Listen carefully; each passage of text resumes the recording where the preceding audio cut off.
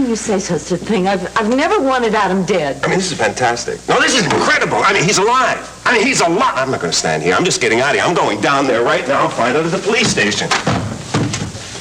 What the hell are you doing here? Please put that gun down, please.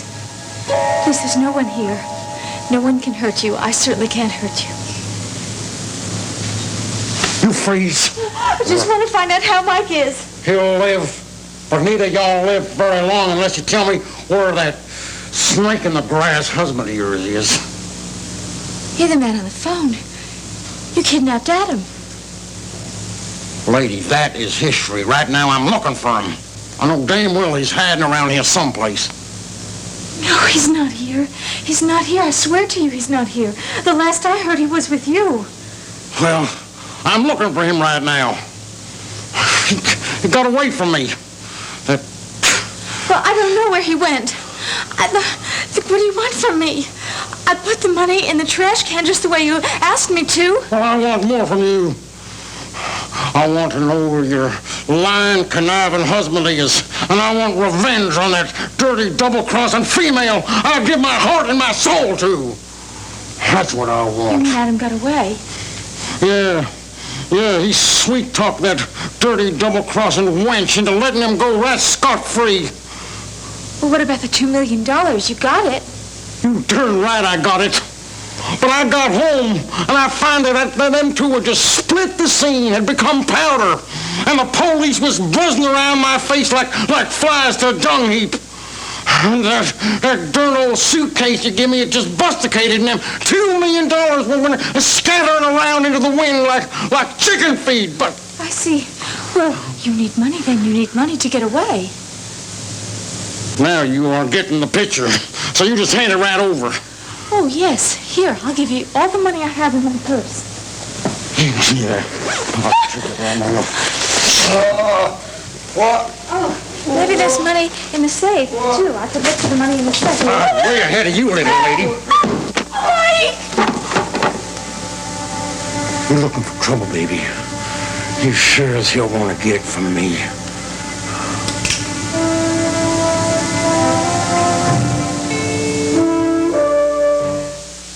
You mean well, but I'm okay, really. Gregory, look, even I get choked up every time I come into this room. I can imagine what it must be like for you.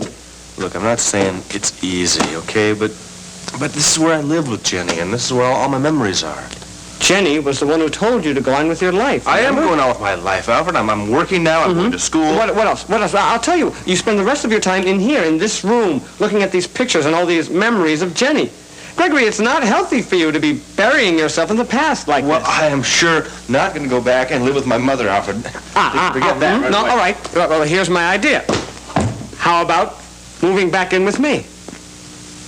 Well, yeah, I appreciate that, Alfred. No, I really appreciate that. I really do. But my life isn't as bad as you may think it is. I'm not brooding over Jenny. I'm remembering all the good times we had together. That's what keeps me going. I'm sorry. I shouldn't have been a Budinsky. You're not a Budinsky. You're a good friend of mine, okay? It's just that I can't toss aside what we had, you know? Those are the happiest days of my life. Excuse me. Sure. Right. Sorry I'm late. Let me take this. Yeah, sure. All right. Heavy stuff, huh? Yeah. Okay. You asked for it, you got it. Sheila Thomas, Alfred Vanderpool. Hi, Alfred. Sheila, pleasure meeting you. Yeah, we sort of met that night at the talent show. You did a great job as MC. Yes, I know. Thank you. You're welcome. Oh, hey, let me take your coat. Oh, sure. It's nippy out there. Yeah? Yeah. Got a red nose. I knew it looks good. A guest shot. Yeah. Totally informal. Any subject you want to talk about. Oh, I don't know. Public appearances give me a small case of palpitations. Oh, come on, Joe. Come on. I've seen you at medical conferences. You'd be a whiz at something like that. Yeah, sure, but that's in front of doctors. This is different. Joe, honestly, I think you'd have a lot of fun. This show means a lot to you, doesn't it? Well, Nina and Linda seem to think that my head size is growing by the day, but they have no idea what it's like to have this kind of an impact on everyone's lives.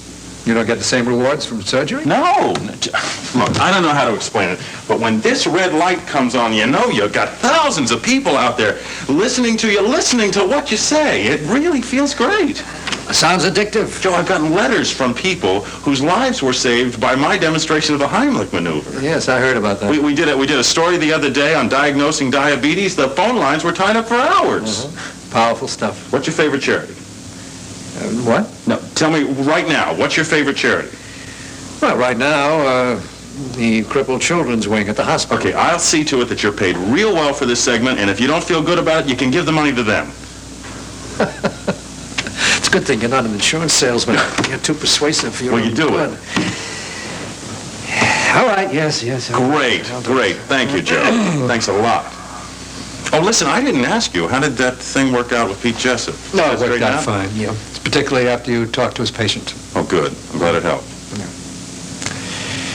Listen, Cliff, when we talked before, I was thinking in terms of your show being 5 minutes, but now that you're going to be doing a 30-minute show... Joe, I promise you this wouldn't get in the way of my hospital work. I'll keep that promise. Well, it's you I'm thinking of. You don't think you're spreading yourself a little thin? Oh, listen, Joe, Liza's doing most of the work. Really, she does the research, she does most of the writing. I come in and check out what she's done, and then I tape the show. Real Girl Friday, huh? Oh, she's the best. She's the best. I wouldn't even try this without her. Cliff, I hate to interrupt, but it's time for rehearsal. Oh, my gosh. She's, don't mind my walking out. Go I'm right sorry. ahead. Do you want to come and watch? Yeah, why don't you come? No, thank you. I have to go back to the hospital. Thank you, though. Some other time. Okay. Come on, Mr. DeMille. Good. Thanks, Joe. And once I'd gained access to the record room, it was a simple matter of getting into your medical file. You have got one colossal nerve. Listen, when I want something, I get it. Sure. But you know what you did wasn't legal. You know that, don't you? What are you going to do, sue me? Now, sue you? I'm calling the hospital. I'm getting in touch with the right people, and I'm telling them that you messed with my medical records. So what? I got what I wanted, and that's proof positive that you are Andrew's father. Proof? Why? You haven't proved a thing. Blood will tell. Your blood is compatible with Andrew's, Chafed Preston's is not. Try to hold that up in court. You're intent on a lawsuit, aren't you? I'm telling you, that kid's not mine. Look, nobody could have tampered with Andrew's blood test. Oh, wait a minute. Palmer, you underestimate a very dangerous woman. No, I ordered the blood test, and I was there when the blood was drawn, and the results were sent directly to me. Really? Mm-hmm. Well, you just let me in on a little secret. Was it Cynthia who got Chase Preston's blood type, too? Yes, she called the hospital in Chicago and requested that information, but I requested that the information be sent directly to me. What are you You see, you cannot refute those facts. What? Are you trying to make me laugh? I mean, the woman put one over on you. I don't know how she did it, but she did. Sometimes I doubt that my blood is in your veins. Yes. Well, I wish it weren't. Is that why you deny Andrew in revenge against me? Palmer, I've always hated you. Most of my life. It hasn't changed now. Why take it out on Andrew? Because I'm telling you, that kid is not my son. He is as much your son as I am your father. Fine. You want to believe that? You go right ahead and do. No, I pity you. You pity me. You can save that for yourself, Palmer. I used to be sorry for you with Cynthia, but I promise you one thing, you two deserve each other.